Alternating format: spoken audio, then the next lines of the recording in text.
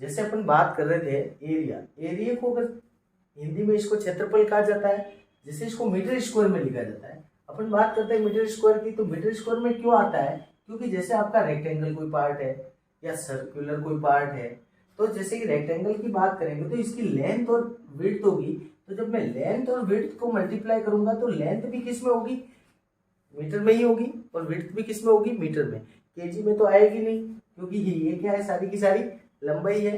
तो लंबाई है जो किस में आ जाएगी, लेंथ किस में आ जाएगी, मीटर में आ जाएगी। और विड्थ भी क्या है, एक टाइप की लंबाई मान लो इसको, तो ये भी किस में आएगी, मीटर में। मीटर, मीटर का स्क्वायर क्या कहलाएगा, मीटर इंटू मीटर क्या कहलाएगा, मीटर स्क्वायर। उसी टाइप से मैं सर्कल की बात करता हूँ, तो सर्कल की आर एक रेडियस होगी, तो इसका भी अगर एरिया की मैं बात करूंगा तो अपन फॉर्मूला लगाते हैं, आपने फॉर्मूला पढ़ा होगा 10th क्लास में, 9th क्लास में भी पढ़ते हैं, पाई आर स्क्वायर।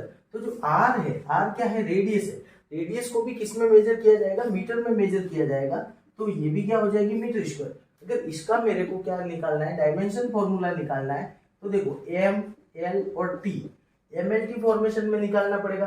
अब एमएलटी फॉर्मेशन में निकालता हूं तो मास, मास इसके पास में क्या होगा, जब किसी भी बात का, किसी भी पार्ट का अगर एरिया की बात कर रहे हैं तो मास तो आएगा नहीं, द्रव्यमान आएगा नहीं। तो देखो एम को क्या बनाना है, 0। अगर किसी की पावर 0 होती है, इसका मतलब उसकी वैल्यू होती है 1। टी भी, टाइम भी क्या होगा, 0 होगा।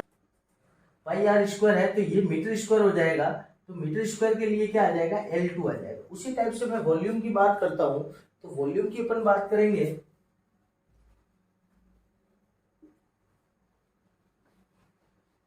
तो मैं वॉल्यूम की बात करूंगा इसी टाइप से।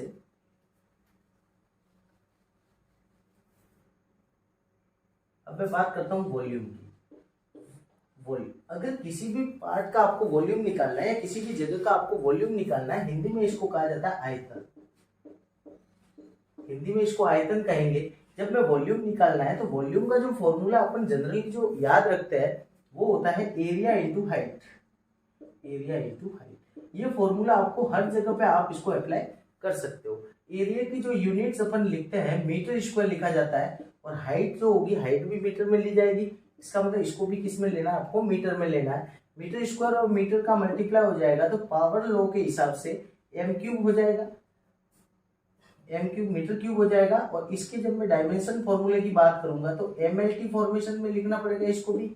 और एमएलटी फॉर्मेशन में देखो मास, मास तो क्या हो जाएगा, 0, टाइम क्या हो जाएगा 0, और एल क्या हो जाएगा आपका, क्यूब हो जाएगा।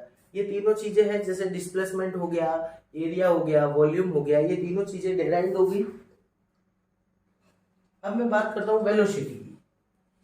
वेलोसिटी क्या होती है, जो मैंने आपको पहले ही बता दिया। वेलोसिटी का जो फॉर्मूला होता है वो होता है आपका डिस्प्लेसमेंट अपॉन टाइम। हिंदी में इसको कहते हैं विस्थापन अपॉन समय। हिंदी मीडियम वालों के लिए भी यूजफुल रहेगा, विस्थापन अपॉन समय। जो विस्थापन होगा, विस्थापन भी क्या होगा, मीटर में ही आएगा, तो ये क्या हो जाएगा, मीटर हो जाएगा। ये क्या हो जाएगा, सेकेंड हो जाएगा। टाइम, टाइम का मात्रक क्या होता है, यूनिट क्या होती है, सेकेंड होता है। तो अब देखो ये जो मीटर है और ये सेकेंड है।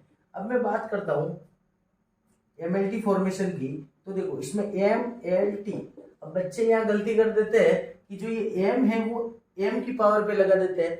ये बहुत बड़ी गलती हो जाती है, क्योंकि एम यहाँ पे ये मीटर के लिए लिखा गया है, मीटर के लिए लिखा गया है। मीटर में किसको नापा जाता है, तो किसी भी लेंथ को नापा जाता है, ठीक है। तो अपन मीटर, मीटर के लिए लेंथ लिखी हुई है, एल फॉर्मूले में लिखा हुआ है, इसका मतलब L1 हो जाएगा। और ये जो टाइम है, सेकंड के लिए अपन टाइम यूज करेंगे, टी यूज करेंगे, टाइम। तो टाइम जो यूज करेंगे ये इनवर्स में है, इसका मतलब यहाँ पे पावर कितनी लग जाएगी, इनवर्स लग जाएगी, ठीक है। बाकी कुछ नहीं है। जैसे यहाँ पे देखेंगे अपन, तो देखो L1 और T1, ठीक है। जैसे ही L1 और T-1 हो जाएगा, ये हो गया वेलोसिटी। उसी टाइप से बात करता हूं एक्सेलरेशन की।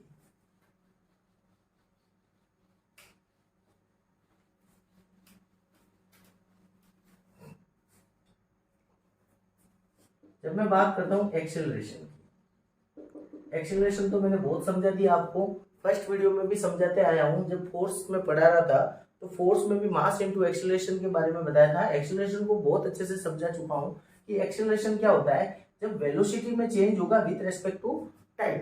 अगर आप डायरेक्टली फॉर्मूला, अगर डायमेंशन फॉर्मूला निकालना चाहो तो भी निकाल सकते हो कि जो वेलोसिटी का आपका फॉर्मूला आया था वो था m0 L1 t-1 था। अब इसी में अगर मैं t नीचे और लगा दूं तो ये t ऊपर जाके क्या हो जाएगा, m0 L1 t-2 हो जाएगा। ये तो आपको आ गया डायरेक्ट फॉर्मूला। अगर इसको खोल के लिखना है, इसका मतलब वेलोसिटी है, तो वेलोसिटी को मैं क्या करूंगा, वेलोसिटी क्या होता है मीटर पर सेकेंड, टाइम क्या होता है सेकेंड, नीचे है इसका मतलब m/सेकेंड square, metre upon second square हो जाएगा। तो ये क्या आ रहा है, मीटर के लिए L1 आ गया और टाइम सेकेंड स्क्वायर के लिए t−2 आ गया। ठीक है, ये हो गया एक्सीलरेशन के लिए बात करिए अपन ने। इसी टाइप से मैं बात करता हूँ एक्सीलरेशन के बाद में डेंसिटी की। डेंसिटी क्या होती है, जब मैं डेंसिटी की बात करूंगा आपको, डेंसिटी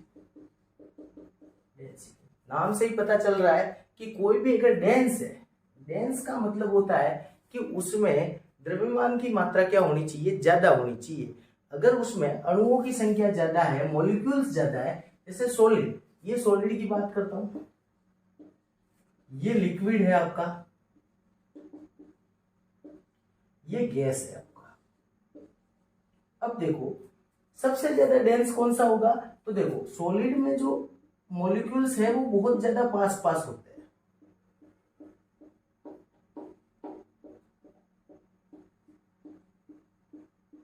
सॉलिड में मॉलिक्यूल्स बहुत ज्यादा पास पास होते हैं तथा इनकी जो बॉन्डिंग होती है वो बहुत ही खतरनाक होती है, जिसको अपन नहीं तोड़ सकते। और ये अपन जब स्ट्रेस स्ट्रेन जब पढ़ेंगे तब उसमें मैं बताऊंगा कि क्या होता है इंटरनल रेजिस्टेंस फोर्स, जो क्या करता है इस बॉन्डिंग को तोड़ने का प्रयास करेगा। जब आप बाहर से कोई भी फोर्स अप्लाई करोगे तो इस फोर्सेस को तोड़ने का प्रयास करेगा। ठीक है, उसको मैं बाद में बताऊंगा जब वो टॉपिक में स्टार्ट करूंगा। ठीक है, ये सॉलिड के लिए हो गया। अब लिक्विड में है तो बहुत दूर दूर होते हैं, थोड़े दूर दूर होते हैं। गैसेस में है तो और दूर दूर होंगे। ठीक है, तो सबसे ज्यादा जो डेंस होगा वो सॉलिड होगा, उसके बाद में नंबर आएगा लिक्विड का और फिर आएगा गैस का। तो सबसे ज्यादा डेंसिटी की बात करूंगा तो सॉलिड की होगी, उससे कम किसकी होगी, लिक्विड की होगी, और सबसे कम किसकी होगी डेंसिटी, गैस की होगी। तो अपन को तो सिर्फ डेंसिटी के बारे में पढ़ना है। डेंसिटी क्या होता है, डेंसिटी का फॉर्मूला अपन देखेंगे। डेंसिटी का मतलब होता है मास अपॉन वॉल्यूम। डेंसिटी को आप लिखते हैं रो से डिनोट करते हैं इसको, और मास अपॉन वॉल्यूम लिखा जाता है मास अपॉन वॉल्यूम। मतलब कि जो भी आपके पास में जो भी पार्ट है उसके वॉल्यूम में कितना मास ऐड है वो देखा जाएगा। जैसे कि मास की बात करूंगा तो मास को लिखा जाता है केजी में, वॉल्यूम को लिखा जाता है मीटर क्यूब में। इसका मतलब अब आया आपका एम की वैल्यू। जैसे कि आप डायमेंशन फॉर्मूले में लिखते हैं एमएलटी फॉर्मेशन में, तो एम का मतलब मास होता है, तो मास की अब पावर लगेगी 1 यहाँ पे, और मीटर क्यूब है नीचे है तो इनवर्स में जाएगा, ऊपर जाएगा तो माइनस में आ जाएगा -3। और टाइम तो यहाँ है ही नहीं क्योंकि डेंसिटी है, टाइम की तो बात हो ही नहीं रही है। मास अपॉन वॉल्यूम इसका फॉर्मूला है। ठीक है, तो टी क्या हो जाएगा, 0 हो जाएगा। तो m1 L-3 T0 ये इसका क्या हो जाएगा, डायमेंशन फॉर्मूला हो जाएगा। मोमेंटम की बात करेंगे। मोमेंटम क्या होता है, तो मोमेंटम को हिंदी में क्या कहा जाता है, संवेग। ठीक है, संवेग। और इसका फॉर्मूला जो न्यूटन्स आपका सेकेंड लॉ आता है, न्यूटन्स का सेकेंड लॉ,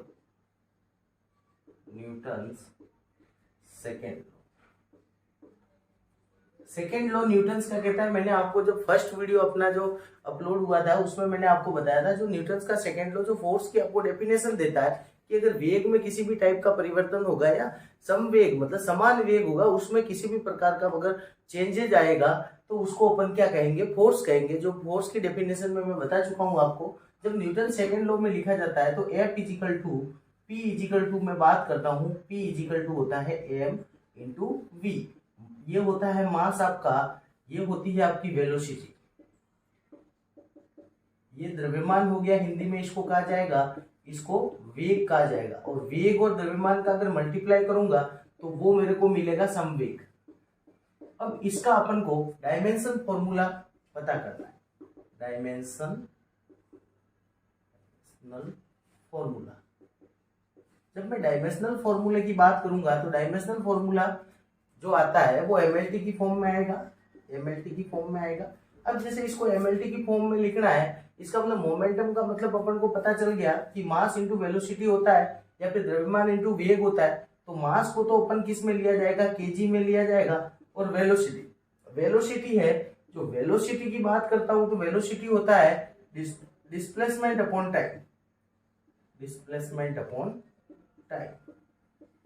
जब मैं डिस्प्लेसमेंट अपॉन टाइम लिखता हूं तो डिस्प्लेसमेंट को अपन को पता है मीटर में लेना पड़ेगा, टाइम को सेकेंड में लेना पड़ेगा। तो इसका जो फॉर्मूला बनेगा वो केजी मीटर पर सेकेंड ये बनेगा। और इसका अगर मेरे को एमएलटी फॉर्मेशन लेना है तो एमएलटी फॉर्मेशन केजी है, इसका मतलब ये एम पे कितनी पावर आ जाएगी, 1 पावर आ जाएगी। मीटर है ऊपर, इसका मतलब एल पे 1 पावर आ जाएगी। और सेकंड है तो टी जो नीचे है तो इनवर्स में चला जाएगा, -1 पावर आ जाएगी। तो ये हो जाएगा उसका डायमेंशन फॉर्मूला हो जाएगा। ठीक है, अगर अपन बात करेंगे, ये तो हो गया आपका मोमेंटम हो गया। अब बात करता हूं मैं वर्क की। उसी टाइप से अपन को वर्क की बात करनी है तो वर्क इज इक्वल टू क्या होता है, वर्क को हिंदी में कहा जाता है कार्य। अब ये कार्य जो होता है, कार्य आपको मैंने बताया था कि जो एनर्जी इक्वेशन, जब मैं बात करता हूं एनर्जी इक्वेशन की, तो एनर्जी क्या कहता है, एनर्जी लॉ क्या कहता है, जूल्स का लॉ क्या कहता है कि अगर जितनी आपके पास में जो एनर्जी होगी वो न तो क्रिएट की जा सकती है, न ही उसको नष्ट किया जाता है, बल्कि उसको एक रूप से किसी दूसरे रूप में या one formation to other formation में सिर्फ उसको क्या किया जाता है, ट्रांसफर किया जाता है। तो ये वर्क की बात करूंगा तो वर्क इज इक्वल टू क्या होता है, तो जैसे वर्क अपन कब करेंगे, जैसे ये आपके पास में बॉक्स है, इस बॉक्स पे आपने एफ फोर्स लगाया। अब इस एफ फोर्स के कारण से उसमें डिस्प्लेसमेंट कितना हो गया, एक्स डिस्प्लेस हुआ। ये जो बॉक्स है आपका, बॉक्स कुछ ना कुछ केजी का होगा, केजी जिसका मास होगा। अब ये मास एम केजी का कोई मास है, उस बॉक्स को अपन ने एफ फोर्स लगा के उसको एक्स डिस्प्लेस कर रहे हैं। जैसे ही उसको एक्स डिस्प्लेस करेंगे तो बॉक्स यहाँ पे आ जाएगा, और जैसे ही यहाँ पे आएगा इसका मतलब इसके ऊपर वर्क कितना हुआ, तो क्या हो जाएगा इसका फॉर्मूला, फोर्स इनटू डिस्प्लेसमेंट। ये जो डिस्प्लेसमेंट होगी, ये डिस्प्लेसमेंट कौन सी होगी, किस डायरेक्शन में होगी, तो along to direction of forces, direction of forces. Force की डायरेक्शन में अगर कोई भी डिस्प्लेसमेंट होगा उसका फोर्स से मल्टीप्लाई होगा तो आपका वर्क आ जाएगा। तो वर्क का formula W is equal to F dot X आ गया। ठीक है, अब ये एफ डॉट एक्स है, एफ का मतलब होता है फोर्स, फोर्स का मैंने आपको बताया था एम इंटू ए बताया था। एक्स जो डिस्प्लेसमेंट है तो इसको एक्स ही रहने दो। अब जो एम है ये क्या है, मास है आपका, मास को मैं किस में लेता हूँ, केजी में लेता हूँ, इनटू एक्सीलरेशन। एक्सीलरेशन मैंने आपको बता दिया पहले ही, त्वरण को बताया था। त्वरण का मतलब क्या बताया था मैंने, उसका फॉर्मूला बताया था मीटर पर सेकेंड स्क्वायर, एंड ये हो गया मीटर। तो इसका जो मेन जो फॉर्मूला वो बना या मात्रक जो भी बना, यूनिट जो भी बनी, वो केजी मीटर स्क्वायर पर सेकेंड स्क्वायर आ गया। अब इसका जब मैं एमएलटी फॉर्मेशन करूंगा तो केजी है, इसका मतलब एम पे 1 आ जाएगी, एल पे आपकी 2 आ जाएगी, और टी पे -2 आ जाएगी आपकी। प्रेशर, प्रेशर होता क्या है, तो प्रेशर को हिंदी में कहा जाता है आपका दबाव। इसका जो आपको डेफिनेशन बताता हूं, तो डेफिनेशन क्या होती है कि एकांक क्षेत्रफल पर, एकांक क्षेत्रफल पर लगने वाला बल, ये भी एक प्रकार का बल ही है आपका, ठीक है, फोर्स ही है। ठीक है, एकांक क्षेत्रफल पर लगने वाला जो बल होगा उसको अपन प्रेशर कहेंगे। अब एकांक क्षेत्रफल पर कैसे बल लगेगा, तो जैसे कि आपका ये पास में आपका कोई ऑब्जेक्ट है, ये उसका क्या है, क्रॉस सेक्शन एरिया है, ए क्रॉस सेक्शन एरिया है। यहाँ पे अगर आपका फोर्स एफ लग रहा है, इसका मतलब एफ अपॉन ए इसका क्या हो जाएगा, फॉर्मूला हो जाएगा प्रेशर का, पी से इसको डिनोट करेंगे, एफ अपॉन ए होता है। एफ का फॉर्मूला जब अपन क्या निकालते हैं, मात्रक निकालते हैं, यूनिट्स निकालते हैं, तो फोर्स की यूनिट क्या आती है, तो एम इंटू ए इसका फॉर्मूला होता है। एरिया का जो होता है वो होता है मीटर स्क्वायर, जो मैंने बता चुका हूं आपको। एम जो ये है ये मास है आपका, तो मास को अपन केजी में लेंगे। ठीक है, एक्सीलरेशन है, ये क्या है आपका मास है, मास को केजी में, एक्सेलरेशन को किस में लेंगे, मीटर पर सेकंड स्क्वायर में, देन ये मीटर स्क्वायर है तो मीटर स्क्वायर ही आएगा। और आगे अपन देखेंगे तो KG metre into metre square ऊपर चला जाएगा, देन ये सेकंड स्क्वायर आ जाएगा तो केजी मीटर क्यूब पर सेकंड स्क्वायर आ जाएगा। और इसका जब मैं बीमा सूत्र निकालता हूं या डायमेंशन फॉर्मूले की बात करूंगा, जब इसकी मैं डायमेंशन फॉर्मूला क्या होगा, तो एमएलटी फॉर्मेशन में आएगा, तो एमएलटी लिख दिया अपन ने। अब मास है आपका केजी में, तो केजी है तो एक बार ही आएगा, तो 1 इसके ऊपर पावर आ जाएगी, एल है वो क्यूब है तो क्यूब पावर आ जाएगी, और टी माइनस 2 आ जाएगा। ये इसका क्या हो जाएगा, डायमेंशन फॉर्मूला हो जाएगा। इसके बाद में बात करता हूँ फोर्स का। मैंने आपको बता दिया कि फोर्स का अगर मैं बताना चाहता हूँ कि फोर्स का आपका डायमेंशन फॉर्मूला मैं डायरेक्टली बता रहा हूँ आपको, क्योंकि मैंने आपको डेफिनेशन बता दी फोर्स की। अब इसका सीधा अपन डायमेंशन फॉर्मूला लिखेंगे, तो एमएलटी फॉर्मेशन में लिखेंगे, और एमएलटी फॉर्मेशन में क्या आएगा, तो force is equal to formula इसका होता है एम इंटू ए होता है, मास इंटू एक्सेलरेशन होता है, देन केजी मीटर पर सेकेंड स्क्वायर आएगा। तो केजी है तो m की पावर 1 लगा देंगे, m मीटर में है तो l की पावर 1 आ जाएगा, t की पावर क्या आ जाएगा, -2 आ जाएगा। ठीक है, तो ये प्रेशर और फोर्स, मतलब इसको हिंदी में कहा जाता है आपका बल। ठीक है, अब अपन बात करेंगे प्रिंसिपल ऑफ होमोजेनिटी।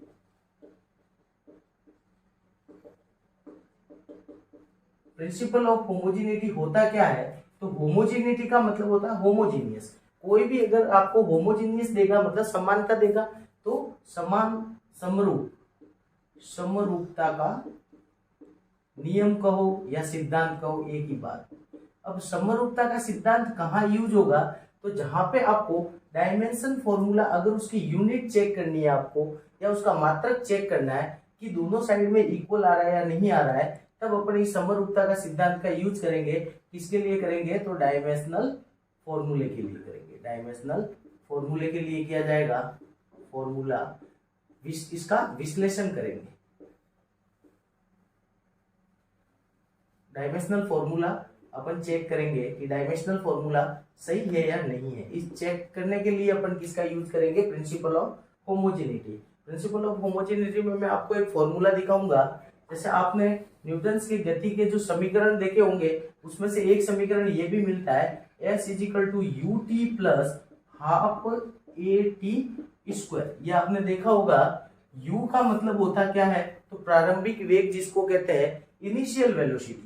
क्या कहेंगे इसको, इनिशियल वेलोसिटी। जब मैं इनिशियल वेलोसिटी की बात करूंगा, t मतलब आपका क्या होगा, टाइम पीरियड होगा। ये क्या होगा आपका, एक्सेलरेशन होगा, और ये वापस क्या आ जाएगा आपका, टाइम आ जाएगा। ठीक है, और s को अपन किस में लेंगे, डिस्टेंस है आपके पास में, तो डिस्टेंस को किस में मेजर किया जाएगा, तो मीटर में मेजर किया जाएगा। इनिशियल वेलोसिटी कहो, फाइनल वेलोसिटी कहो, है तो ये वेलोसिटी ही है आपके पास में, वेग ही है। जब मैं इसकी अगर मैं डायमेंशन फॉर्मूला दोनों साइड में देखता हूं, तो s, तो यहाँ पे तो क्या आ जाएगा, ओनली फॉर L1 आ जाएगा। लेकिन यहाँ पे अब मैं इसको सोल्व करूंगा, u की जगह इनिशियल वेलोसिटी का मैंने आपको बताया था, वेलोसिटी क्या होता है, तो मीटर पर सेकंड होता है। तो मीटर पर सेकंड, इसका मतलब m तो उसका क्या हो जाएगा 0, L1 हो जाएगा, और t -1 हो जाएगा फॉर्मूले में। ये हो गई इनिशियल वेलोसिटी की, इनटू अब ये t टाइम है तो टाइम का 1 आ जाएगा। ठीक है, इसी टाइप से plus half A T square. A का मतलब एक्सेलरेशन है, त्वरण जिसको कहा जाता है हिंदी में।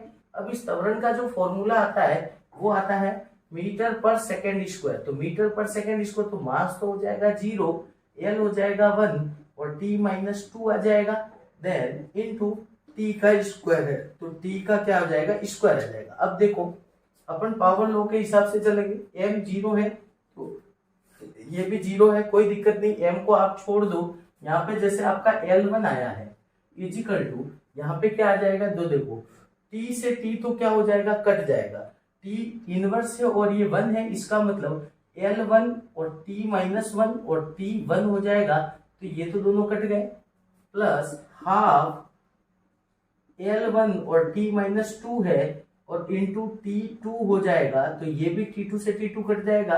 देन अपने पास में क्या बचा, यहाँ पे L1 बचा प्लस हाफ L1 बच गया।